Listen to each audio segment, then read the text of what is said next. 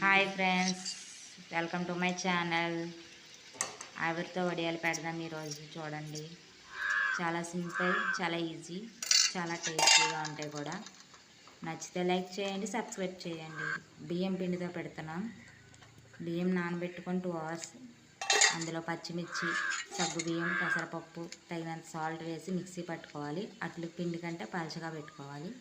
దాన్ని తీసుకొని వచ్చి కుండ కానీ లేదా తపాలా కానీ పొయ్యి మీద పెట్టి ఆవిరి వచ్చేలా చూసుకొని మనకి ఎంత సైజు కావాలంటే అంత సైజు ఆవిరికి వడియం వేసుకోవడమే. తర్వాత మూత పెట్టేయాలి. వచ్చిన తర్వాత వడియం తీసుకుని వెళ్ళి ఎండలో పెట్టాలి. ఎండలో పెట్టిన వడియం తీసుకెళ్ళి నూనెలో వేయాలి. నూనెలో వేసిన తర్వాత మనం నోట్లో వేసుకోవాలి. ఛానల్ నచ్చితే లైక్ చేయండి, సబ్స్క్రైబ్ చేసుకోండి. Thank you for watching.